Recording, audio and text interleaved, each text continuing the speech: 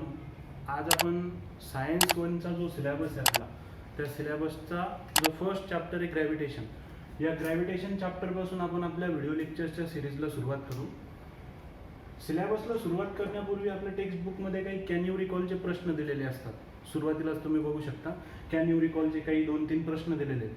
आता त्या प्रश्नांचं कारण असं असतं की या कॅन यू रिकॉलच्या प्रश्नांच्या मदतीनंच आपण आपलं या चॅप्टरसाठी आवश्यक असणारं जे बेसिक्स आहे ते बेसिक्स त्या कॅन यू रिकॉलच्या प्रश्नांच्या मदतीनं कव्हर केले जातात. तर आपण सगळ्यात आधी त्या कॅन यू रिकॉलच्या प्रश्नांकडे बघू. टेक्स्टबुकमध्ये दिलेला आहे कॅन यू रिकॉलचा. तो प्रश्न असा आहे की what are the different effects of force on any object. कोणताही एखादा ऑब्जेक्ट जर असेल आणि त्याच्यावर जर आपण फोर्स अप्लाय करत असू तर त्या फोर्सचे त्या ऑब्जेक्टवर काय इफेक्ट दिसू शकतात. बघा, first effect, a force can change the state of rest or a state of motion of an object. A force can change the state of rest or a state of motion of an object. Example consider करू आपण. For example, हा एक object आहे, तो initially ए पोझिशनवर ठेवलेला आहे. एक ऑब्जेक्ट आहे, इनिशियली ए पोझिशनवर ठेवलेला आहे आणि तो रेस्ट कंडिशनमध्ये. त्याची इनिशियल कंडिशन, इनिशियल स्टेट कशी आहे? रेस्ट स्टेट आहे. या स्टेट ऑफ रेस्ट मध्ये असलेल्या ऑब्जेक्टवर जर आपण आता फोर्स अप्लाय केला फ्रॉम द लेफ्ट साइड, डाव्या बाजूने लेफ्ट साइडने जर आपण त्याच्यावरती एक एफ इतका फोर्स अप्लाय केला तर या एफ इतक्या फोर्सच्या इफेक्टमुळे या ऑब्जेक्टची टुवर्ड्स राईट मोशन होताना आपल्याला दिसेल आणि तो ऑब्जेक्ट ए पोझिशन पासून चेंज होऊन बी पोझिशन पर्यंत शिफ्ट झालेला आपल्याला दिसेल. म्हणजे स्टेट ऑफ रेस्ट मध्ये असलेला जो ऑब्जेक्ट होता त्याच्यावर आपण फोर्स अप्लाय केला आणि फोर्स अप्लाय केल्यामुळं त्याची जी रेस्ट कंडिशन होती ती मोशनच्या स्टेटमध्ये कन्वर्ट झाली. ठीक आहे, इथपासून तर इथपर्यंत ही जी स्टेट राहणार आहे ही राहणार आहे स्टेट ऑफ मोशन. आणि ही स्टेट ऑफ मोशन कोणाचा इफेक्ट होती तर आपण अप्लाय केलेल्या फोर्सचा इफेक्ट होती. आता बी पोझिशन वरती जर तुम्ही या ऑब्जेक्ट कडे बघितलं तर तो तुम्हाला ऑलरेडी मोशन मध्ये असल्यासारखं दिसेल. म्हणजे या ऑब्जेक्टची इकडे बी पॉइंट पासून अजून पुढच्या एखाद्या पॉइंट कडे मोशन सुरू आहे. आता या ऑब्जेक्टवर जर आपण त्याच्या डायरेक्शन ऑफ मोशनच्या अपोजिट डायरेक्शन मध्ये एखादा सेकंड फोर्स अप्लाय केला, फॉर एक्झाम्पल हा तुमचा F1 होता आणि हा तुमचा F2 आहे. आता डायरेक्शन ऑफ मोशन कोणत्या साईडला आहे? Towards right. जर त्याच्या डायरेक्शन ऑफ मोशनच्या अपोजिट डायरेक्शन मध्ये आपण एक सेकंड फोर्स अप्लाय केला तर सी पोझिशनवर तो ऑब्जेक्ट मोशनच्या स्टेटमधून हळूहळू मोशनच्या स्टेटमधून तो सी पोझिशनवर येईपर्यंत स्टेट ऑफ रेस्ट मध्ये त्याची स्टेट कन्वर्ट झालेली आहे असं तुम्हाला दिसेल. म्हणजेच पहिला जो इफेक्ट ऑफ फोर्स आहे त्या पहिल्या इफेक्ट ऑफ फोर्सला जर तुम्ही डिटेलमध्ये पहिल्यापासून बघितलं तर एक ऑब्जेक्ट रेस्ट कंडिशनला होता, त्याच्यावरती आपण फोर्स अप्लाय केला. फोर्स अप्लाय केल्यामुळे त्याची स्टेट ऑफ रेस्ट कन्वर्ट झाली स्टेट ऑफ मोशन मध्ये. आणि स्टेट ऑफ मोशन मध्ये असताना जर आपण त्याच्या डायरेक्शन ऑफ मोशनच्या अपोजिट डायरेक्शन मध्ये दुसरा फोर्स अप्लाय केला तर त्याची स्टेट ऑफ मोशन कन्वर्ट होऊ शकते स्टेट ऑफ रेस्ट मध्ये. आता second effect of force, force can change the speed or velocity of a motion. याच एक्झाम्पलला आपण खाली एक्सटेंड करू. बघा, फॉर एक्झाम्पल एक ऑब्जेक्ट आहे, ए पोझिशनवर तो ठेवलेला आहे. ए पोझिशनवर ठेवलेला असताना जसं आपण आधी सांगितलं की तो रेस्ट कंडिशनला आहे. रेस्ट कंडिशनला आहे म्हणजेच त्याला व्हेलॉसिटी किती आहे तर आपण कन्सिडर करू velocity v 0 metre per second. 0 इतकी त्याची व्हेलॉसिटी आहे. आता 0 व्हेलॉसिटी आहे, रेस्ट कंडिशनला तो ऑब्जेक्ट आहे आणि त्याच्यावरती जर आपण कोणत्या एखाद्या आयदर डायरेक्शनने फोर्स अप्लाय केला, फॉर एक्झाम्पल मी हा F1 इतका फोर्स अप्लाय केला तर या फोर्सच्या इफेक्टमुळे, जसा पहिला इफेक्ट आपल्याला सांगतो, या फोर्समुळे या ऑब्जेक्टची टुवर्ड्स राईट मोशन होणार आहे.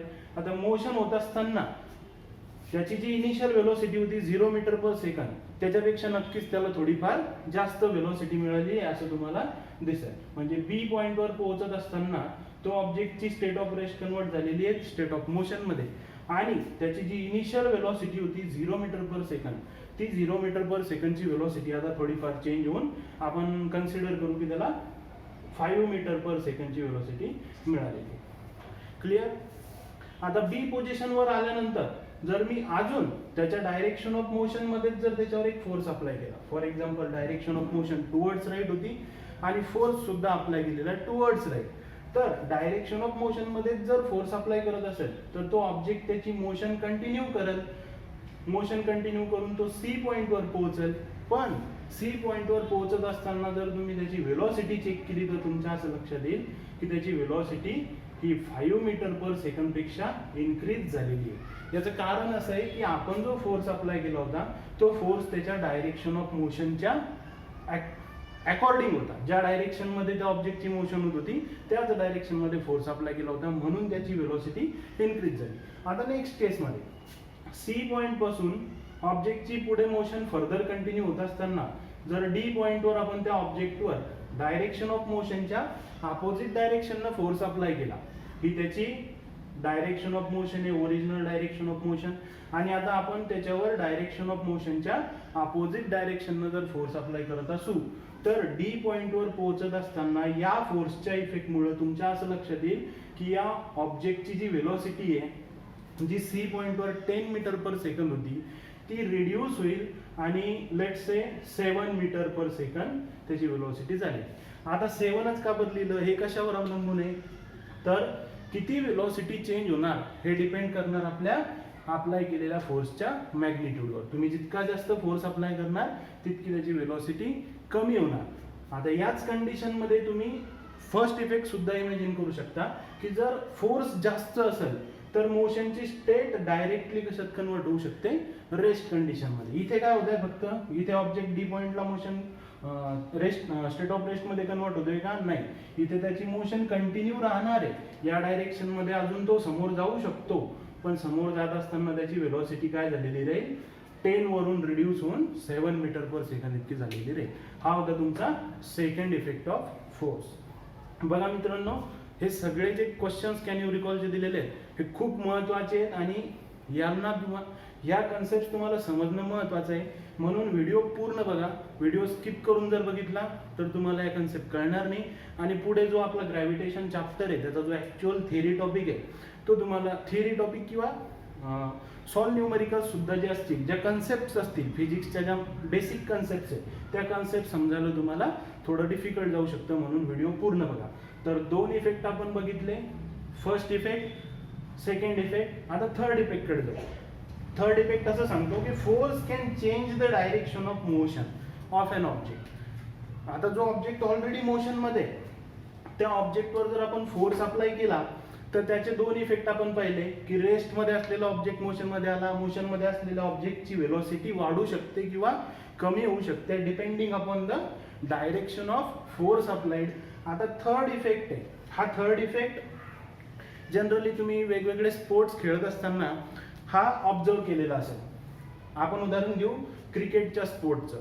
क्रिकेटच्या स्पोर्टमध्ये बघा जेव्हा बॉलर बॅट्समनच्या डायरेक्शन मध्ये बॉल थ्रो करतो तेव्हा तो त्याच्या आर्म्सच्या मदतीने त्याच्या हाताच्या मदतीने त्या बॉलवरती एक फोर्स अप्लाय करतो आणि त्या फोर्समुळं त्या बॉलची मोशन स्टार्ट होते टुवर्ड्स बॅट्समन. आता तो बॉल जेव्हा बॅट्समनकडे येत असतो तेव्हा बॅट्समन काय करतो स्वतःच्या हातात असलेल्या बॅटच्या मदतीने त्या बॉलवरती एक दुसरा फोर्स अप्लाय करतो आणि जेव्हा बॉल आणि बॅटचा कॉन्टॅक्ट होतो, बॉल आणि बॅटचा कॉन्टॅक्ट झाल्यानंतर बॅट्समनने अप्लाय केलेल्या फोर्सच्या डायरेक्शन मध्ये बॉल ट्रॅव्हल करायला सुरुवात करतो. म्हणजे force can change the direction of motion. याच एक्झाम्पलला आपण बघू. इथून डी पॉइंट पासून ई पॉइंट कडे जात असताना ऑब्जेक्टची डायरेक्शन ऑफ मोशन काय होती ही होती टुवर्ड्स राईट. आता या ई पॉइंट वरती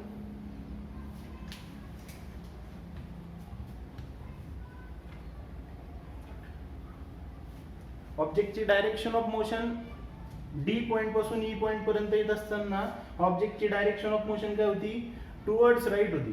पण या ई पॉइंट वर येत असताना जर for example let us suppose me upside force apply केला, या डायरेक्शन मध्ये एक मी फोर्स अप्लाय केला तर हा ऑब्जेक्ट त्याची टुवर्ड्स राईट मोशन कंटिन्यू करेल का नाही, तो अशी मोशन कंटिन्यू करणार नाही. त्याची आयदर या डायरेक्शन मध्ये मोशन होईल किंवा अशी एखाद्या वेगळ्या डायरेक्शन मध्ये, पण त्याची डायरेक्शन सेम राहणार नाही कारण त्याच्यावरती आपण काय केलेलं आहे वेगळ्या डायरेक्शनने फोर्स अप्लाय केलेला आहे आणि या अप्लाय केलेल्या फोर्समुळे त्याला एक नवीन डायरेक्शन मिळू शकते. आपण कन्सिडर करू की तो या डायरेक्शन मध्ये ट्रॅव्हल करायला सुरुवात करेल. म्हणजे बघा रेस्ट कंडिशनला होता त्याच्यावर फोर्स अप्लाय केला, ज्या डायरेक्शननी फोर्स अप्लाय केला त्या डायरेक्शननी मोशन स्टार्ट झाली.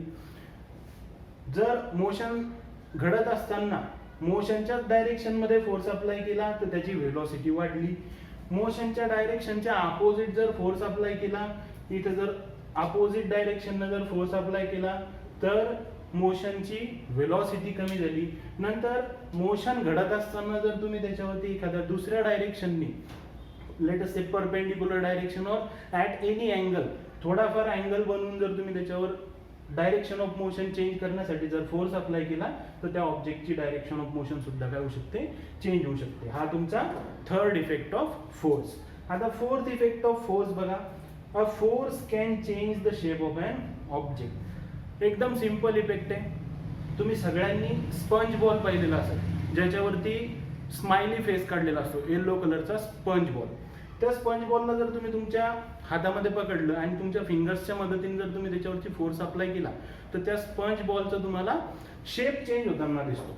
तर शेप चेंज होतोय तो कशाचा इफेक्ट आहे, तर तुम्ही तुमच्या फिंगर्सच्या मदतीने त्या स्पंज बॉलवरती काय अप्लाय करताय, फोर्स अप्लाय करताय. आणि त्या फोर्समुळे त्या बॉलचं काय होतंय, त्या स्पंज बॉलचा काय होतोय, तर त्याचा शेप चेंज होतोय. ठीक आहे. तर हा होता तुमचा फर्स्ट कॅन यू रिकॉलचा क्वेश्चन.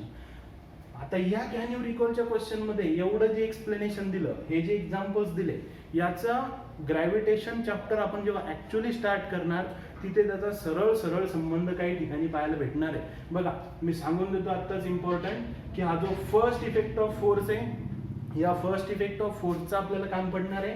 त्याच्यानंतर जो सेकंड इफेक्ट ऑफ फोर्स आहे, त्या सेकंड इफेक्ट ऑफ फोर्सचं सुद्धा आपल्याला बऱ्यापैकी चॅप्टर मध्ये काम पडणार आहे. ठीक आहे. Next can you recall the question, what types of forces are you familiar with. आता फोर्स आपण पाहिला, त्या फोर्सचे इफेक्ट आपण पाहिले, पण फोर्सचे किती प्रकार तुम्हाला माहिती आहेत असा त्यांचा प्रश्न आहे. बघा जनरली फोर्स कॅटेगराईज करण्यासाठी वेगवेगळ्या मेथोडॉलॉजीज वापरल्या जातात. एक सिंपल मेथोडॉलॉजी मी इथं तुम्हाला सांगतो. फोर्सेसला तुम्ही दोन पद्धतीनं डिवाइड करू शकता, दोन पद्धतीनं कॅटेगराईज करू शकता.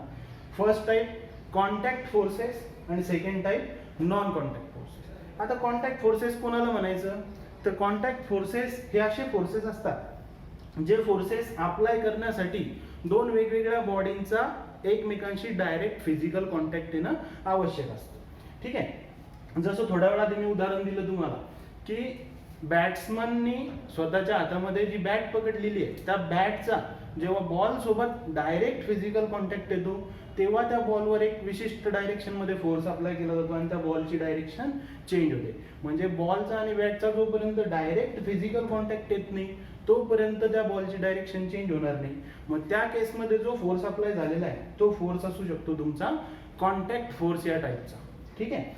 नंतर दुसरी जी टाईप आहे ती दुसरी टाईप आहे नॉन कॉन्टॅक्ट फोर्सेस. आता नॉन कॉन्टॅक्ट फोर्सेस मध्ये कोणते फोर्सेस येतील, तर ज्या फोर्सेसमध्ये दोन बॉडीचा एकमेकाशी डायरेक्ट फिजिकल कॉन्टॅक्ट येणं आवश्यक नसतं, डायरेक्ट फिजिकल कॉन्टॅक्ट नसताना सुद्धा जे फोर्सेस ऍक्ट करू शकतात त्या फोर्सेसला आपण म्हणतो नॉन कॉन्टॅक्ट फोर्सेस.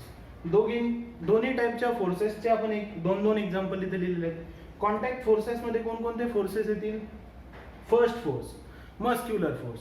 जसा हाताच्या मदतीने जर एखाद्या वस्तूवर फोर्स अप्लाय करायचा असेल तर तुमच्या हाताचा त्या वस्तूसोबत डायरेक्ट फिजिकल कॉन्टॅक्ट येणं आवश्यक आहे, त्याच्याशिवाय त्याच्यावर फोर्स अप्लाय होणार नाही. फॉर एक्झाम्पल आता माझ्या हातामध्ये पेन्स ठेवलेले आहेत, मला हा पेन लिफ्ट अप करायचा आहे, उचलायचा आहे. पेन उचलण्यासाठी मला दुसऱ्या हाताने त्याच्यावरती फोर्स अप्लाय करावा लागेल.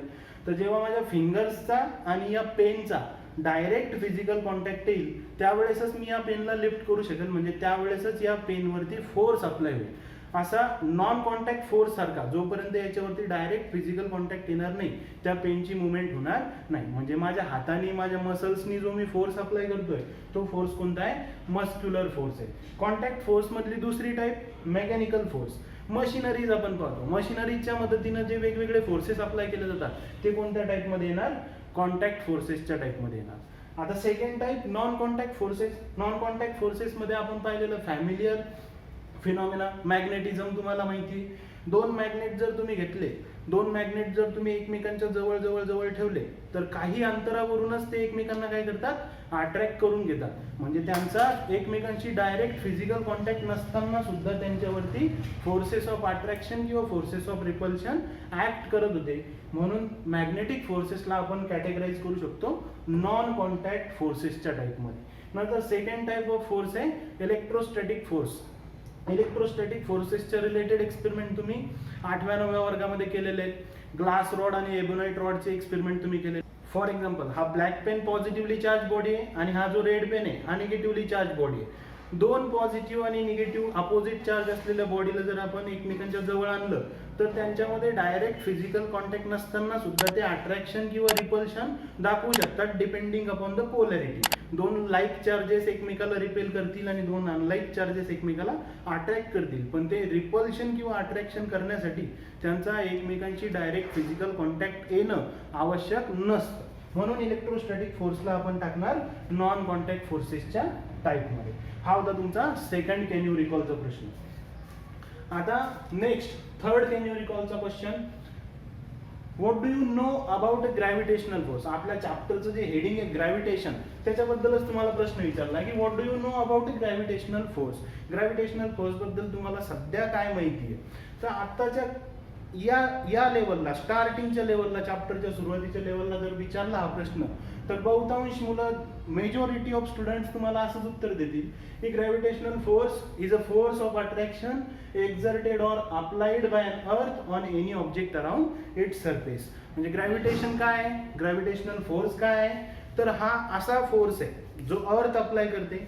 कोणावर अप्लाय करते, तर तिच्या आजूबाजूला असलेल्या वस्तूंवरती अर्थ तो फोर्स अप्लाय करते. नंतर काही थोडं अजून वेगळं आन्सर जर मिळायचं असेल तर काही मुलं असं सांगू शकतात की ग्रॅव्हिटेशन हा असा फोर्स आहे की जो अर्थच्या आजूबाजूला असलेल्या ऑब्जेक्टवर अर्थ अप्लाय करते. आणि gravitation Newton, sir Isaac Newton नावाच्या सायंटिस्टनी शोधला.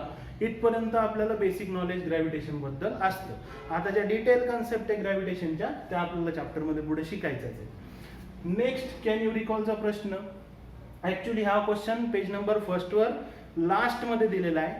पहिल्या 3 कॅन यू रिकॉलच्या प्रश्नानंतर मी डायरेक्टली आपण हाफ क्वेश्चन पण कव्हर करून घेऊ. म्हणजे सगळं जे बेसिक या चॅप्टरसाठी आवश्यक असणार आहे ते आपलं बेसिक वन अटेम्प्ट मध्ये आपण कव्हर करून घेऊ.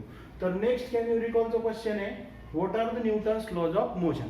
बघा विद्यार्थी मित्रांनो, परत एकदा सांगतो की हे जे कॅन यू रिकॉलचे क्वेश्चन्स आपण घेतोय याच्यावरती जो आपण एक सेपरेट आपल्या व्हिडिओचा टाइम अलॉट करतोय, हे क्वेश्चन्स चॅप्टरसाठी खूप जास्त महत्त्वाचे. याचं इम्पॉर्टन्स तुम्हाला जसं चॅप्टर पुढे जाईल तसं समजेल. म्हणून बारकाईने लक्ष द्या, व्हिडिओ पॉज करून व्हिडिओ कन्सेप्ट समजून घ्या, व्हिडिओ पॉज करून बारकाईने कन्सेप्ट समजून घ्या, दुर्लक्ष करू नका आणि स्किप करून व्हिडिओ बघू नका. तर नेक्स्ट कॅन यू रिकॉलचा क्वेश्चन आहे, what are the Newton's laws of motion. आपल्याला माहिती आहे की न्यूटन, सर आयझॅक न्यूटन नावाच्या सायंटिस्टनी मोशनच्या रिलेटेड 3 लॉज ऑफ मोशन दिलेले आहेत. 3 laws of motion by sir Isaac Newton. तर ते 3 लॉज ऑफ मोशन आपण मागच्या वर्षी 9व्या वर्गातही शिकलेलो आहे आणि आता त्यांचं कॅन यू रिकॉल मध्ये एक रिव्हिजन म्हणून आपण परत स्टडी करणार. First law of motion, object continues to be in a state of rest or in a state of motion unless an external force act on it. काय म्हणणे या first लॉचं, object continues to be in a state of rest or in a state of motion unless external force acts on it. म्हणजे बघा लक्ष द्या, एक object consider करू, एक ऑब्जेक्ट आहे तो इनिशियली रेस्ट कंडिशन मध्ये. आता हा ऑब्जेक्ट जर इनिशियली रेस्ट कंडिशन मध्ये असेल तर फर्स्ट लॉचं काय म्हणणं आहे की it will continue to be in a state of rest. म्हणजे तो त्याच्या रेस्ट कंडिशन मध्येच राहील. किती वेळ तो रेस्ट कंडिशन मध्ये राहील, तर त्याच्यावरती जोपर्यंत एक्सटर्नल फोर्स अप्लाय होणार नाही. Object continues to be in a state of rest. मग आता हा ऑब्जेक्ट आहे, हा रेस्ट कंडिशन मध्ये, हा किती वेळ रेस्ट कंडिशन मध्ये राहील, जोपर्यंत आपण त्याच्यावरती एक्सटर्नली कोणता फोर्स अप्लाय करणार नाही. जसं आपण इकडे इफेक्ट ऑफ फोर्स मध्ये पाहिलं की रेस्ट कंडिशन मध्ये असलेल्या ऑब्जेक्टवर फोर्स अप्लाय केल्यानंतरच त्याची मोशन झाली, त्याच्या आधी त्याची मोशन होईल का, नाही. तर रेस्ट कंडिशन मध्ये ऑब्जेक्ट आहे, त्याच्यावरती आपण एक फोर्स अप्लाय करतोय आणि त्या अप्लाय केलेल्या फोर्समुळे त्याची काय होणार आहे, आता मोशन होणार आहे. जर हा फोर्स नसेल तर हा ऑब्जेक्ट त्याची स्टेट ऑफ रेस्ट होल्ड करेल, तो कंटिन्युअसली स्टेट ऑफ रेस्ट मध्येच राहील, असं न्यूटनच्या फर्स्ट लॉचं म्हणणं आहे. ठीक आहे. मग आता बघू आपण, ऑब्जेक्ट स्टेट ऑफ रेस्ट मध्ये होता, त्याच्यावरती फोर्स अप्लाय केला तर काय होईल, त्याची स्टेट ऑफ रेस्ट कन्वर्ट होईल स्टेट ऑफ मोशन मध्ये. ही झाला फर्स्ट लॉचा फर्स्ट हाफ. आता सेकंड हाफ बघू. ही एखादा ऑब्जेक्ट आहे जो ऑलरेडी मोशन मध्ये, हा ऑब्जेक्ट आहे हा ऑलरेडी मोशन मध्ये, तर मग मोशन मध्ये असलेला ऑब्जेक्ट सुद्धा काय करेल, it will continue to be in a state of motion. तो त्याच्या मोशनच्या स्टेट मध्ये कंटिन्यू राहील, त्याची मोशन तो कंटिन्यू करेल. किती वेळ कंटिन्यू करेल, तर परत एकदा जोपर्यंत आपण त्याच्यावरती फोर्स अप्लाय करणार नाही, एक्सटर्नल फोर्स आपण जोपर्यंत अप्लाय करणार नाही तोपर्यंत या ऑब्जेक्टची स्टेट ऑफ मोशन कन्वर्ट होणार नाही स्टेट ऑफ रेस्ट मध्ये. इथे आपण बघितलं सेम एक्झाम्पल की मोशनच्या डायरेक्शनच्या अपोजिट डायरेक्शन मध्ये जर फोर्स अप्लाय केला तर त्या ऑब्जेक्टची स्टेट ऑफ मोशन कशात कन्वर्ट झाली, स्टेट ऑफ रेस्ट मध्ये. सिमिलर फिनॉमिना परत एकदा रिवाइज करू. फर्स्ट लॉ ऑफ मोशन काय सांगतो, object continues to be in a state of rest or in a state of motion unless external force acts on it. Object त्याची state of rest किंवा त्याची state of motion continue करेल. कधीपर्यंत continue करेल, जोपर्यंत आपण त्याच्यावरती एक एक्सटर्नल फोर्स अप्लाय करणार नाही तोपर्यंत. ठीक आहे. जर व्हिडिओ समजत असेल, जर कन्सेप्ट समजत असतील तर व्हिडिओला लाईक करा, मित्रांसोबत शेअर करा आणि चॅनलला सबस्क्राईब करा. Next, second laws of motion. The rate of change of momentum is directly proportional to force applied on an object and it is in the direction of motion. बघा, first law of motion simple होता समजायला. Second law of motion या gravitation चॅप्टरच्या दृष्टीने पण महत्वाचा आहे आणि समजायला पण थोडा फर्स्ट लॉ पेक्षा डिफिकल्ट, थोडा डिफिकल्ट म्हणतोय मी, जास्त डिफिकल्ट नाहीये. फिजिक्स या सब्जेक्टला डेरिव्हेशन्समुळे विद्यार्थी विनाकारण भीती बाळगतात त्या विषयाची. बघा, आता एकदम सिंपल करून आपण या लॉला समजून घेऊ. या लॉच्या 9व्या वर्गात तुम्ही एक एक्सप्रेशन पण शिकलेले. कसं एक्सप्रेशन होतं, काय इक्वेशन होतं सेकंड लॉ ऑफ मोशनचं? इक्वेशन असं होतं, force is equals to mass into acceleration. आठवतंय?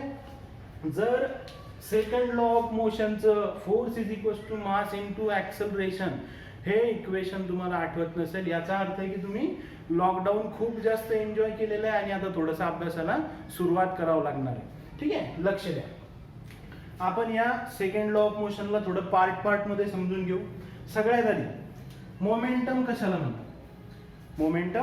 म्हणतात? बघा, याच ऑब्जेक्टला या फर्स्ट लॉ मधल्या एक्झाम्पलला आपण पुढे कन्सिडर करू.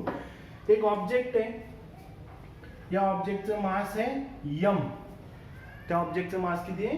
यम. आणि त्याच्यावरती आपण फोर्स अप्लाय केलाय एफ इतका. आता फोर्स अप्लाय केल्यामुळे त्या ऑब्जेक्टची काय होणार आपल्याला माहिती आहे? मोशन होणार. मोशन होते म्हणजेच त्या ऑब्जेक्टला काय मिळते? त्याला वेलोसिटी मिळते. ठीक आहे, मोशन होते म्हणजेच त्या ऑब्जेक्टला काय मिळते? वेलोसिटी मिळते. आपण म्हणू फॉर एक्झाम्पल यू इतकी वेलोसिटी त्या ऑब्जेक्टला मिळाली. फोर्स अप्लाय केल्यानंतर त्या ऑब्जेक्टला यू इतकी वेलोसिटी मिळाली. आता याची मोशन कंटिन्यू होत असताना, या ऑब्जेक्टची मोशन कंटिन्यू होत असताना आपण त्याच्यावरती अजून एक फोर्स अप्लाय केला. काय केलं? अजून एक फोर्स अप्लाय केला. आता फोर्स अप्लाय केला म्हणून ऑब्जेक्टचं मास चेंज होणार आहे का? नाही. ऑब्जेक्टचं मास सुरुवातीला यम होतं आणि नंतरही यमच राहणार. बघा, ही होती इनिशियल वेलोसिटी. नंतर आपण एक सेकंड फोर्स अप्लाय केला, हा होता तुमचा F1, हा आहे फॉर एक्झाम्पल तुमचा F2. आता F2 अप्लाय केल्यानंतर इफेक्ट ऑफ फोर्सेस मध्ये बघा परत एकदा, ऑब्जेक्ट ऑलरेडी मोशन मध्ये होता, त्याच्यावर आपण एक सेकंड फोर्स अप्लाय केला. सेकंड फोर्स अप्लाय केल्यानंतर त्याची वेलोसिटी वाढली. ही 5 त्याची इनिशियल वेलोसिटी होती. सेकंड फोर्स अप्लाय केल्यानंतर त्याला 10 मीटर पर सेकंडची फायनल वेलोसिटी भेटली. सेम कंडिशन इथे बघा, यू इतकी त्याची इनिशियल वेलोसिटी होती त्याच्यावरती आपण एक सेकंड फोर्स अप्लाय करतोय आणि सेकंड फोर्स अप्लाय केल्याच्या नंतर त्याची मोशन तो कंटिन्यू करतोय, पण चेंज काय झाला या मोशन मध्ये, तर त्याची वेलोसिटी चेंज झाली आणि त्याला व्ही वेलोसिटी भेटली. ही जी यू आहे हिला आपण म्हणू इनिशियल वेलोसिटी आणि ही जी व्ही आहे हिला आपण म्हणू शकतो फायनल वेलोसिटी. आता या स्टेटमेंट मध्ये मोमेंटम नावाचा शब्द आलेला आहे. हा मोमेंटम नावाचा शब्द आठवतो, 9व्या वर्गामध्ये तुम्हाला सांगितलं होतं. मोमेंटमची डेफिनेशन काय असते, momentum is a product of mass and velocity. Momentum is equals to mass into velocity of an object. Momentum is also denoted by the symbol P. बघा मग काय येईल, P is equals to m into, जर initial momentum काढायचा असला P1 सुरुवातीच्या स्टेटला, या सुरुवातीच्या कंडिशनला असलेला जो मोमेंटम आहे तो जर काढायचा असेल तर सुरुवातीला त्याचं मास किती होतं m, म्हणून लिहिलं m, आणि सुरुवातीला त्याची वेलोसिटी इनिशियल वेलोसिटी किती होती u, तर आपण लिहिणार u. म्हणजे इनिशियल मोमेंटम काय भेटलं तुम्हाला, m इंटू u, हे झालं त्याचं इनिशियल मोमेंटम. अशाच पद्धतीने आपण त्याचं फायनल मोमेंटम काढू शकतो. फायनल मोमेंटमला आपण म्हणू P2.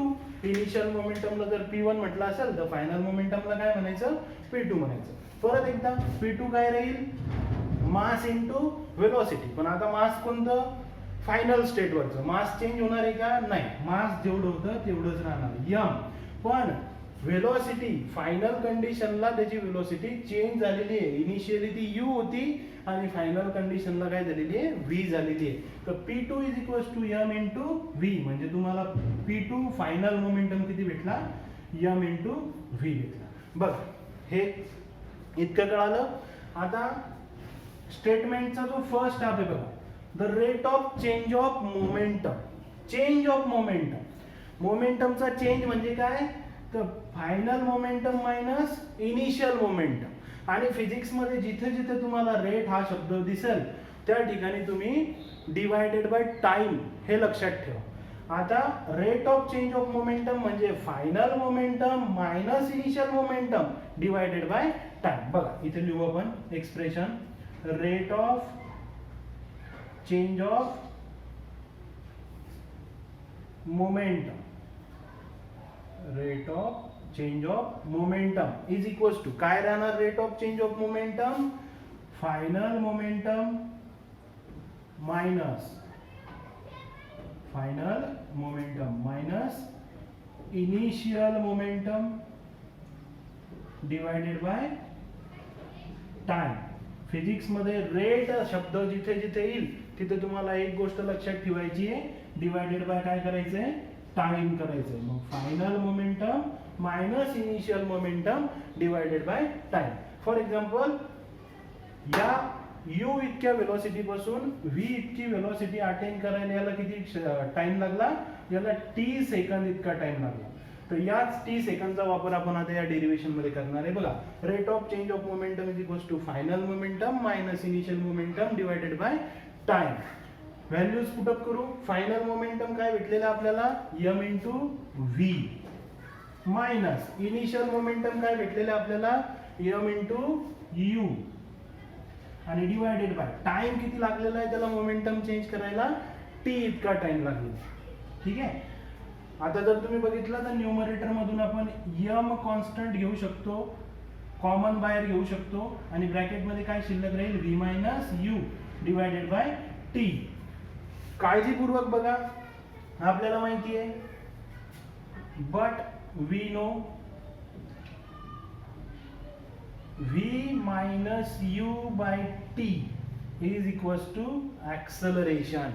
Final velocity minus initial velocity divided by time is equals to acceleration. हे जर तुम्ही आता या इक्वेशन मध्ये पुट केलं तर काय भेटणार तुम्हाला, rate of change of momentum is equals to काय भेटेल तुम्हाला, m इंटू a भेटेल. आणि हा कशाला प्रोपोर्शनल आहे, it is directly proportional to force apply. जो फोर्स तुम्ही अप्लाय केलेला आहे या फोर्सलाच तुमचा rate of change of momentum काय राहणार आहे, प्रोपोर्शनल राहणार आहे. m ए काय या ठिकाणी तुमचा rate of change of momentum आणि तो कोणाला प्रोपोर्शनल राहणार आहे, फोर्सला प्रोपोर्शनल राहणार आहे. ठीक आहे, हा होता तुमचा सेकंड लॉ ऑफ मोशन. तर आता Newton's third law of motion, Newton's first law of motion आणि Newton's second law of motion आपण बघितले. Newton's third law of motion सगळ्यात सिंपल, 3 लॉज पैकी लक्षात ठेवायला आणि समजायलाही सगळ्यात सोपं. स्टेटमेंट असं आहे, to every action there is equal and opposite reaction. बघा, to every action there is equal and opposite reaction. हा लॉ जर समजून घ्यायचा असेल तर या लॉच्या रिलेटेड फिनॉमिना आपल्या दैनंदिन आयुष्यामध्ये आपल्या आजूबाजूला घडत असतात. जसं तुम्ही लहानपणी एक बॉल जमिनीवर आदळण्याचा खेळ खेळला असाल किंवा बास्केटबॉल प्लेयर्स तुम्ही बघितले असतील. बास्केटबॉल प्लेयर्स काय करतात, त्यांच्या हातामध्ये जो बॉल असतो तो कंटिन्युअसली ग्राउंडवरती ड्रिबलिंग करत करत करत ते त्यांच्या गोल पोस्टकडे जात असतात. पण इमॅजिन करा, थोडं बारकाईनं जर तुम्ही ऑब्झर्वेशन केलं तर फॉर एक्झाम्पल हा बॉल आहे आणि हा तुमचा ग्राउंड सरफेस आहे, ठीक आहे. आता बॉलला तुम्ही ग्राउंडकडे लोटताय म्हणजे त्या बॉलवर तुम्ही डाऊन साईडने काय डाऊनवर्ड डायरेक्शनमध्ये काय अप्लाय करताय, फोर्स अप्लाय करताय. या बॉलवर आपण काय करतोय, डाऊनवर्ड डायरेक्शनने फोर्स अप्लाय करतोय. आता या अप्लाय केलेल्या फोर्समुळे या ऑब्जेक्टची मोशन झाली टुवर्ड्स ग्राउंड आणि ग्राउंडवर जाऊन तो बॉल काय होणार आहे, ग्राउंडवर आदळणार आहे, त्याचा इम्पॅक्ट होणार आहे. आता at the point of impact या ग्राउंडवर काय अप्लाय झाला, एक फोर्स अप्लाय झाला. पण बॉल जमिनीवर आदळल्याच्या नंतर, बॉल ग्राउंडवर आदळल्याच्या नंतर तो तिथेच थांबतो का, नाही, तो तिथून काय करतो, बाउन्स बॅक करतो. आता बाउन्स बॅक कशामुळे केलं, कारण जेव्हा बॉल तुम्ही जमिनीकडे थ्रो केला होता त्यावेळेस बॉलने जमिनीवरती एक ऍक्शन फोर्स, त्या ऍक्शन फोर्सला आपण म्हणू F1, जमिनीवरती काय अप्लाय झाला, एक ऍक्शन फोर्स अप्लाय झाला. आणि जेव्हा जमिनीवरती ऍक्शन फोर्स अप्लाय झाला at the same time ground सरफेसने सुद्धा बॉलवरती काय अप्लाय केला, एक सेकंड फोर्स, आणि त्या सेकंड फोर्सची डायरेक्शन होती अपवर्ड. जर तुम्ही अप्लाय केलेल्या फोर्सची डायरेक्शन डाऊनवर्ड असेल त्याला आपण ऍक्शन फोर्स म्हटलं, तर ग्राउंड सुद्धा बॉलवरती काय अप्लाय करतो, एक अपोजिट डायरेक्शन मध्ये रिएक्शन फोर्स अप्लाय करतो. अपोजिट डायरेक्शन मध्ये रिएक्शन फोर्स अप्लाय करतो. आणि लॉ काय सांगतोय, तर there is equal and opposite reaction to every action. म्हणजे हा जो तुमचा ऍक्शन फोर्स होता F1 तो कसा असला पाहिजे, तुमच्या रिएक्शन फोर्सला इक्वल असला पाहिजे. F1 is equal to F2. परंतु लक्षात घ्यायची गोष्ट काय त्याच्यामध्ये, तर दोनही फोर्सेसची डायरेक्शन एकमेकांना काय असली पाहिजे, अपोजिट असली पाहिजे. तरच ते दोन्ही फोर्सेस काय करतील, न्यूटन्स थर्ड लॉ ऑफ मोशनला सॅटिस्फाय करतील. बघा, आता चॅप्टरचं जे बेसिक नॉलेज होतं, जे बेसिक आवश्यक असलेले जे बेसिक्स क्वेश्चन होते ते सगळे कॅन यू रिकॉलचे क्वेश्चन आता आपण कव्हर केलेले आहेत.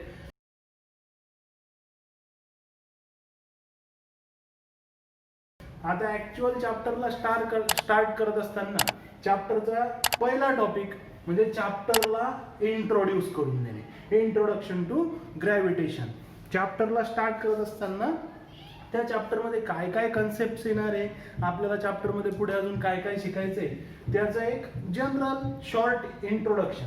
म्हणून नेक्स्ट टॉपिक आहे आपला इंट्रोडक्शन टू ग्रॅव्हिटेशन. बघा, कॅन यू रिकॉलच्या क्वेश्चन्स मध्ये तुम्हाला आठवत असेल आपण एक क्वेश्चन पाहिला होता की what do you know about the gravitation. Gravitation बद्दल तुम्हाला सध्या काय माहिती आहे, तर आपल्याला सध्या काय माहिती आहे ग्रॅव्हिटेशन बद्दल, तर अर्थ तिच्या आजूबाजूला असलेल्या ऑब्जेक्ट वरती एक फोर्स अप्लाय करते आणि त्या फोर्सला आपण काय म्हणतो, ग्रॅव्हिटेशनल फोर्स असं म्हणतो. ठीक आहे. मग आता या ग्रॅव्हिटेशनल फोर्सचा शोध कोणी लावला, याचं इन्व्हेन्शन कोणी केलं, तर ते आपण सांगू शकतो की ग्रॅव्हिटेशनचं इन्व्हेन्शन जे केलेलं आहे, ग्रॅव्हिटेशनल फोर्सचं इन्व्हेन्शन जे केलेलं आहे ते एका सर आयझॅक न्यूटन नावाच्या सायंटिस्टने केलेलं आहे. आता त्याला ते इन्व्हेन्शन कसं केलं गेलं, ऍक्च्युअली काय घडलं, त्याच्यासोबत काय घटना घडली, याच्याबद्दल एक दंतकथा, एक फेरी टेल आहे, एक छोटीशी स्टोरी सांगितली जाते की न्यूटन त्याच्या बागेमध्ये एका झाडाखाली बसलेला होता. ते झाड होतं सफरचंदाचं, ऍपलची ट्री होती. त्या सफरचंदाच्या झाडाखाली बसून तो अभ्यास करत होता आणि अभ्यास करत असताना अचानक त्याच्या नजरेसमोर एक झाडावरून सफरचंद तुटलं आणि ते जमिनीवर येऊन पडलं. आता जमिनीवर जेव्हा ते सफरचंद येऊन पडलं तेव्हा न्यूटनच्या डोक्यामध्ये काही प्रश्न उपस्थित झाले. त्याला काही प्रश्न पडले आणि त्या प्रश्नांचं उत्तर शोधता शोधताच ग्रॅव्हिटेशन नावाचा फिनॉमिना शोधला गेला, अशी एक स्टोरी सांगितली जाते सायन्समध्ये इंट्रोडक्शन टू ग्रॅव्हिटेशन या टॉपिकमध्ये, किंवा ग्रॅव्हिटेशनचं इंट्रोडक्शन करून देत असताना अशी एक शॉर्ट स्टोरी सांगितली जाते.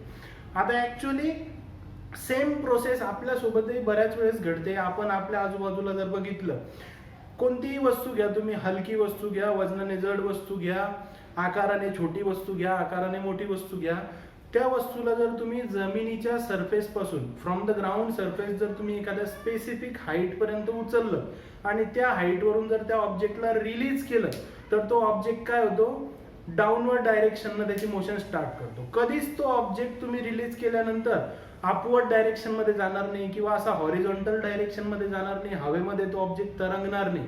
तर तुम्ही रिलीज केल्याबरोबर तो ऑब्जेक्ट काय होतो, डाऊनफॉल, त्याची डाऊनवर्ड मोशन तो त्याची कंटिन्यू करतो आणि जमिनीवरती जाऊन आदळतो. ठीक आहे. मग आता ह्याच सेम प्रोसेस जेव्हा न्यूटनच्या डोळ्यासमोर ॲपल जमिनीवर येऊन पडला, तेव्हा त्याने विचार केला की हा जो ॲपल आहे हा जमिनीकडेच का बरं आला. बघा या ठिकाणी आपल्याला कॅन यू रिकॉल मध्ये आपण जे लॉज ऑफ मोशन्स वापरलेले, जे लॉज ऑफ मोशन आपण शिकलो आणि इफेक्ट ऑफ फोर्स आपण शिकलो. जर तुम्हाला आठवत असेल तर फर्स्ट इफेक्ट ऑफ फोर्स मध्ये आपण काय शिकलो होतो, ही एखादी वस्तू आहे रेस्ट कंडिशनला आहे आणि ती रेस्ट कंडिशनला स्टेट ऑफ रेस्ट मध्ये असलेली जी ऑब्जेक्ट आहे, स्टेट ऑफ रेस्ट मध्ये असलेला जो काही ऑब्जेक्ट आहे तो मोशन कधी स्टार्ट करू शकतो, आयदर डायरेक्शन मध्ये, कोणत्याही डायरेक्शन मध्ये हा स्टेट ऑफ रेस्ट मध्ये असलेला ऑब्जेक्ट कधी मोशन परफॉर्म करेल, जर आपण त्याच्यावरती फोर्स अप्लाय केला. सिमिलर फॅशन मध्ये तुम्ही एक एक्झाम्पल कन्सिडर करा की फॉर एक्झाम्पल हे तुमचं एक ट्री आहे, एक झाड आहे, जसं न्यूटनचं झाड होतं आणि त्याला एक सफरचंद लागलेलं आहे. आता जेव्हा ते सफरचंद झाडासोबत अटॅच्ड आहे त्यावेळेस ते स्टेट ऑफ रेस्ट मध्ये असं आपण म्हणू शकतो. मग स्टेट ऑफ रेस्ट मध्ये असलेलं सफरचंद जर झाडापासून डिटॅच झालं, झाडापासून जर ते तुटलं, तर ते कोणत्याही डायरेक्शनला जायला पाहिजे होतं. ते वरती जाऊ शकत होतं, खाली येऊ शकत होतं किंवा असं हॉरिझॉन्टल डायरेक्शन मध्ये तो फ्लोट करू शकत होता. पण ते डाऊनवर्ड डायरेक्शन मध्ये ग्राउंडवरच येऊन पडलं. सफरचंद काय झालं, जमिनीवरच येऊन पडलं. जसं आत्ताही आपण करून बघू शकतो की हा पेन जर मी काही हाईटवरून रिलीज केला तर तो खाली जातो, तो हॉरिझॉन्टल जात नाही, तो वरच्या डायरेक्शनला जात नाही. आता याचं कारण काय, जेव्हा हा पेन मी पकडून ठेवलेला आहे तेव्हा तुम्ही काय म्हणू शकता की पेन कसा आहे, रेस्ट कंडिशनला, स्टेट ऑफ रेस्ट मध्ये, आणि मी सोडल्याच्या नंतर त्याची मोशन होते. बघा मोशन कोणत्या डायरेक्शन मध्ये होते, डाऊनवर्ड डायरेक्शन मध्ये. सिमिलरली जेव्हा हा ऍपल पडला तो कोणत्या डायरेक्शन मध्ये पडला, डाऊनवर्ड डायरेक्शन मध्ये पडला. आणि इफेक्ट ऑफ फोर्स मध्ये आपण शिकलो की जर मोशन होत असेल तर मोशनसाठी कोण आवश्यक असतो, मोशन होत असेल तर मोशनसाठी आवश्यक असतो फोर्स. आणि ज्या डायरेक्शन मध्ये तुमचा फोर्स असेल त्याच डायरेक्शन मध्ये काय होत असते, मोशन होत असते. मग हा जर तुम्ही संदर्भ लावला, हा जर तुम्ही रेफरन्स घेतला, त्याच्यावरून आपल्याला कळतं की सोडलेली प्रत्येक वस्तू कोणत्या डायरेक्शन मध्ये जाते, डाऊनवर्ड डायरेक्शन मध्ये जाते. म्हणजे तिच्या डाऊनवर्ड मोशनसाठी आवश्यक असणारा एखादा फोर्स तिथे ऍक्ट करतो. मग आता तुम्ही पेन सोडून बघितला, एखादा क्रिकेट बॉल सोडून बघितला, तुम्ही डस्टर सोडून बघितलं, एखादा ऍपल झाडावरून पडताना तुम्ही बघितलं, असे कितीतरी एक्झाम्पल जर तुम्ही बघितले तर प्रत्येक वेळेस ऑब्जेक्टला जर तुम्ही एखाद्या स्पेसिफिक हाईट पासून रिलीज केलं तर तो काय होणार आहे, ग्राउंडवर जाऊन पडणार आहे. आता ग्राउंडवर जाऊन पडणार आहे म्हणजे त्याची काय स्टार्ट होते, डाऊनवर्ड डायरेक्शनला मोशन स्टार्ट होते. आणि डाऊनवर्ड डायरेक्शन मध्ये जर त्याची मोशन घडत असेल याचाच अर्थ काय आहे, तर तिथं त्या ऑब्जेक्टवर एक डाऊनवर्ड डायरेक्शन मध्ये ऍक्ट करणारा फोर्स असला पाहिजे. आता एवढे सगळे एक्झाम्पल, बरेचसे एक्झाम्पल बघितल्यानंतर बऱ्याचशा गोष्टी न्यूटनच्या डोळ्यासमोर अशा डाऊनवर्ड डायरेक्शननं पडल्या असतील. आणि त्याच्यानंतर त्याने विचार केला की या सगळ्या गोष्टी कुठे पडताय, तर टुवर्ड्स ग्राउंड. कुठे जाऊन पडताय या वस्तू, जमिनीवर जाऊन पडताय. मग जमिनीवर जाऊन पडतात याचा अर्थ काय, तर ही जी ग्राउंड सरफेस आहे, ही ग्राउंड सरफेस या ऑब्जेक्टला काय करत असली पाहिजे, स्वतःकडे अट्रॅक्ट करत असली पाहिजे. ग्राउंड काय करत असलं पाहिजे, तिच्या आजूबाजूला असलेल्या प्रत्येक वस्तूला स्वतःकडे अट्रॅक्ट करत असली पाहिजे. आणि अट्रॅक्ट करण्यासाठी जो फोर्स अप्लाय केला जातो त्याच फोर्सला त्यांनी काय म्हटलं, ग्रॅव्हिटी म्हटलं. न्यूटननी जो ग्राउंड जो फोर्स ऑफ अट्रॅक्शन अप्लाय करतो किंवा आपला अर्थ जो फोर्स ऑफ अट्रॅक्शन अप्लाय करतो त्या फोर्स ऑफ अट्रॅक्शनला न्यूटनने काय म्हटलं, ग्रॅव्हिटी, आणि त्यालाच आपण काय म्हणतो, ग्रॅव्हिटेशन किंवा ग्रॅव्हिटेशनल फोर्स म्हणतो. त्याच फोर्सला आपण काय म्हणतो, ग्रॅव्हिटेशन किंवा ग्रॅव्हिटेशनल फोर्स. तर हे होतं जनरल इंट्रोडक्शन टू ग्रॅव्हिटेशन. आता ग्रॅव्हिटेशन एवढंच आहे का, तर नाही. ग्रॅव्हिटेशन मध्ये अजून आपल्याला बऱ्याचशा गोष्टी शिकायच्या आहेत. ग्रॅव्हिटेशन इन डेप्थ आपल्याला या चॅप्टर मध्ये शिकायचं आहे, पण इंट्रोडक्शन मध्ये चॅप्टरची ओळख करून देण्यासाठी इतकं सफिशियंट आहे. ठीक आहे. आता आजच्या व्हिडिओ लेक्चरचा लास्ट टॉपिक आपण बघू. तर लास्ट टॉपिक मध्ये आपण कव्हर करणार आहे इंट्रोडक्शन टू सायंटिस्ट. हा जो सायंटिस्ट सर आयझॅक न्यूटन नावाचा, ज्यानं ग्रॅव्हिटेशनचा शोध लावला, ग्रॅव्हिटेशनचा फिनॉमिना ज्यानं इन्व्हेंट केला, त्या सायंटिस्ट बद्दल काही इंटरेस्टिंग फॅक्ट्स आपल्या बुकमध्ये दिलेल्या आहेत. या वाचल्या पाहिजे. विद्यार्थी अवस्थेत असताना अशा सायंटिस्ट लोकांच्या आयुष्याबद्दल, त्यांच्या जीवन कार्याबद्दल, त्यांच्या जीवन प्रवासाबद्दल जी माहिती तुम्हाला जिथं जिथं मिळेल तिथून तुम्ही ती कलेक्ट केली पाहिजे. बघा आता पुस्तकामध्ये इंट्रोडक्शन टू सायंटिस्ट मध्ये फर्स्ट न्यूटनचं इंट्रोडक्शन दिलेलं आहे. न्यूटन, त्याचं पूर्ण नाव होतं सर आयझॅक न्यूटन. नंतर त्याचा जन्म कधी झाला, तर जन्म झाला त्याचा 1642 इंग्लंडमध्ये त्याचा जन्म झाला आणि 1727 मध्ये त्याची डेथ झाली. ठीक आहे. बघा, he studied the motion of an object and gave his world famous laws of motion and equations for the motion. त्याने ऑब्जेक्टची मोशन स्टडी केली की एखादा ऑब्जेक्ट जर मोशन परफॉर्म करत असेल तर त्याचं कारण काय, तो का मोशन परफॉर्म करतो, कोणत्या डायरेक्शन मध्ये मोशन परफॉर्म करतो, त्या मोशनचे वेगवेगळे पॅरामीटर त्यानं स्टडी केले. मोशनचे पॅरामीटर जसे की 9th स्टँडर्ड मध्ये पहिल्या चॅप्टर मध्ये तुम्ही शिकलेले आहे. आठवतं, लॉज ऑफ मोशन नावाचं चॅप्टर होतं, त्याच्यामध्ये मोशनला डिस्क्राईब करणाऱ्या वेगवेगळ्या पॅरामीटरचा आपण स्टडी केलेला आहे. मोशनला डिस्क्राईब करणारे पॅरामीटर म्हणजे distance, displacement, speed, velocity, acceleration, momentum, या सगळ्या गोष्टी मोशनला डिस्क्राईब करतात. तर त्या मोशनचा स्टडी न्यूटननं केला आणि त्या सगळ्या पॅरामीटरचा स्टडी करून त्यानं world famous laws of motion दिले, जे आपण थोड्या वेळा आधीच कॅन यू रिकॉल मध्ये कव्हर केलेले आहे. तर लॉज ऑफ मोशन कोणी दिले, सर आयझॅक न्यूटनने दिले. आणि त्याच लॉज ऑफ मोशनच्या अकॉर्डिंग त्यांनी 3 इक्वेशन ऑफ मोशन सुद्धा दिले. बघा, 2 डिफरंट कन्सेप्ट आहे. 9व्या वर्गात तुमच्या झालेल्या आहे, लॉज ऑफ मोशन आणि equations of motion. Laws of motion सुद्धा 3 आहे आणि इक्वेशन ऑफ मोशन सुद्धा 3 आहे. तर लॉज ऑफ मोशन आणि इक्वेशन ऑफ मोशन या दोन्हीचं इन्व्हेन्शन कोणी केलं, सर आयझॅक न्यूटननी केलं. नंतर he invented the phenomena of gravitation and gave his universal law of gravitation. जसं आपण नेमकंच पाहिलं की ग्रॅव्हिटेशन किंवा ग्रॅव्हिटी या कन्सेप्टचा, या फिनॉमिनाचा शोध कोणी लावला, तर सर आयझॅक न्यूटन नावाच्या सायंटिस्टनं ग्रॅव्हिटेशनचा शोध लावला. आणि ग्रॅव्हिटेशनचा शोध लागल्यानंतर त्याने ग्रॅव्हिटेशनचा डिटेल स्टडी करून एक universally accepted universal law of gravitation दिला, जो आपल्याला या चॅप्टरमध्ये आता पुढे लेक्चर नंबर 2 मध्ये किंवा लेक्चर नंबर 3 मध्ये आपल्याला शिकायचं आहे. ठीक आहे. नंतर त्यांनी कशाचा अभ्यास केला, तर त्यानं हीट, लाईट, साऊंड आणि मॅथेमॅटिक्स, खूप वास्ट फील्ड होती. वेगवेगळ्या क्षेत्रामध्ये या न्यूटन नावाच्या सायंटिस्टनं रिसर्च केलेली आहे, स्टडीज परफॉर्म केलेल्या आहेत. तर हीट, लाईट, साऊंड आणि मॅथेमॅटिक्स. एक इंटरेस्टिंग फॅक्ट म्हणजे मॅथेमॅटिक्सची पूर्णपणे नवीन ब्रांच, जिचं नाव आहे कॅल्क्युलस, ती कॅल्क्युलस नावाची मॅथेमॅटिक्सची ब्रांच सुद्धा या सर आयझॅक न्यूटन नावाच्या सायंटिस्टनं इन्व्हेंट केली होती. आणि शेवटची इंटरेस्टिंग फॅक्ट म्हणजे या आपल्या चॅप्टरमध्ये दिलेली, शेवटची नाही आहे ॲक्च्युली, तुम्ही इंटरनेटवरती जर गेले तर हे तुम्ही एक होमवर्क म्हणून किंवा एक जस्ट तुमच्यासाठी एक काम म्हणून तुम्ही घेऊ शकता की सर आयझॅक न्यूटनच्या आयुष्यामध्ये त्या इंटरेस्टिंग अशा ज्या बोर्डवर आपण बघितल्या अशाच काही अजून इंटरेस्टिंग फॅक्ट जर तुम्हाला सापडत असतील तर तुम्ही व्हिडिओमध्ये कमेंटमध्ये सगळ्यांसाठी शेअर करू शकता. कमेंटमध्ये मला कळवा तुम्हाला कोणकोणते इंटरेस्टिंग फॅक्ट सापडतात. ठीक आहे. तर शेवटची फॅक्ट जी आपण बघणार आहे ती आहे की Newton was a first person to construct the reflecting telescope. Reflecting टेलिस्कोपचा शोध लावणारा किंवा रिफ्लेक्टिंग टेलिस्कोप तयार करणारा पहिला पर्सन कोण होता, तर सर आयझॅक न्यूटन होता. ठीक आहे. तर आज या लेक्चरमध्ये आपण काय काय कव्हर केलेलं आहे, तर कॅन यू रिकॉल म्हणजे ग्रॅव्हिटेशन चॅप्टरसाठी आवश्यक असणारा सगळा बेसिक्सचा पोर्शन आपण कव्हर केला. आणि त्याच्यानंतर एक चॅप्टरचं इंट्रोडक्शन टू ग्रॅव्हिटेशन म्हणून चॅप्टरचं इंट्रोडक्शन आपण कव्हर केलं. आणि थर्ड टॉपिक म्हणजे introduction to scientist sir Isaac Newton आपण कव्हर केलं. तर आजच्या लेक्चरमध्ये आपण इथंच थांबू. पुढचं लेक्चर याच्या पुढच्या कन्सेप्ट्सवर लगेच थोड्या दिवसात आपण पोस्ट करू. ठीक आहे मित्रांनो, व्हिडिओ लेक्चर्स बनवण्यासाठी खूप मेहनत घ्यावी लागते. जितकी मेहनत आम्ही घेणार आहे तितकीच मेहनत तुम्ही आता अभ्यासावर घ्या.